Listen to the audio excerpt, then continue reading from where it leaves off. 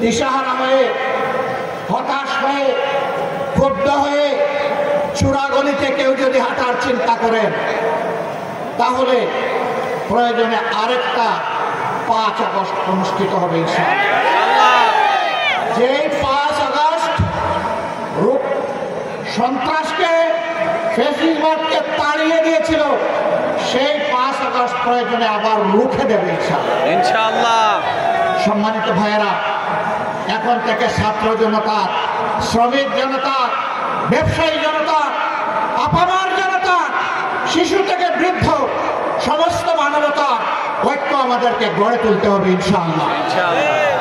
এই ঐক্যই আগামী দিনে বাংলাদেশের জাতীয় সংসদে যাবে বিজয়ীর বেশে ইনশাআল্লাহ।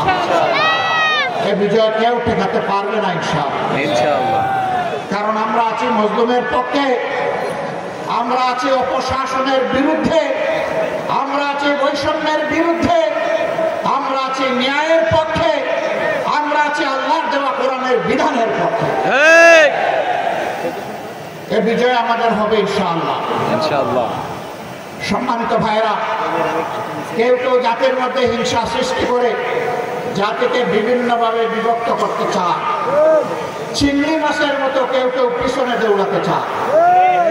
আপনারা চিংড়ি মাছের চাষের এলাকার মানুষ খুব ভালো করে জানেন, চিংড়ি যখন দৌড়ায় সামনের দিকে পথ খুঁজে পায় না, শুধু পিছনের দিকে। কেউ কেউ ৭২-এর সংবিধান নিয়ে কামড় দিয়ে পড়ে থাকতে চায়। আমাদের বন্ধুদের মাঝে দীর্ঘদিন একসাথে আন্দোলন সংগ্রাম, ফ্যাসিবাদের বিরুদ্ধে লড়াই করেছি, তাদের কাউকে কাউকে আজকে আমরা সে কথা বলতে শুনি। মনে রাখবেন, বাংলাদেশে প্রথম দুঃশাসনের পর জিয়াউর রহমান সাহেব ক্ষমতায় এসে ওই সংবিধানকে তিনি আমূল পরিবর্তন করে দিয়েছিলেন। এখন যদি কেউ ৭২-এর সংবিধানের কথা বলেন, কার্যত তিনি শহীদ প্রেসিডেন্ট জিয়াউর রহমান সাহেবের বিরুদ্ধে অবস্থান নেন।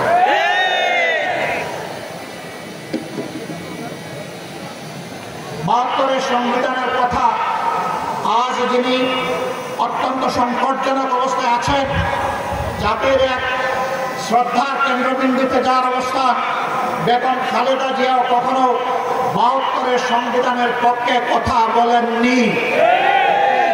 আমরা আশা করব যারা এই দুইজনকে ভালোবাসে তারা কেউ আর ভুলেও ৭২-এর এই ফ্যাসিবাদী সংবিধানের কথা বলবেন না। সম্মানিত বন্ধুগণ, আজকে আপনারা যারা এখানে এসেছেন তারা খুলনার জনগণের, আপামর জনগণের প্রতিনিধি হয়ে এসেছেন। আমরা আপনাদের কাছে অনুরোধ জানাব, ব্যক্তিগতভাবে এই নেতৃবৃন্দ খুলনার প্রত্যেকটি ঘরে, অন্তত প্রত্যেকটি এলাকায় গিয়ে যদি জনগণকে সালাম দিতে পারতেন খুব ভালো হতো। কিন্তু 18 কোটি মানুষের এই দেশে সারা বাংলাদেশের নেতৃবৃন্দকে দৌড়াতে হবে। এ কাজটা তাদের পক্ষে এককভাবে সম্ভব হবে না। তবে আপনারা যদি সবাই সিদ্ধান্ত নেন, আপনারা এই নেতৃবৃন্দের আওয়াজের প্রতিধ্বনি প্রত্যেকটা ঘরে ঘরে পৌঁছে দেবেন, তাহলে অবশ্যই এটা আপনাদের পক্ষে সম্ভব হবে।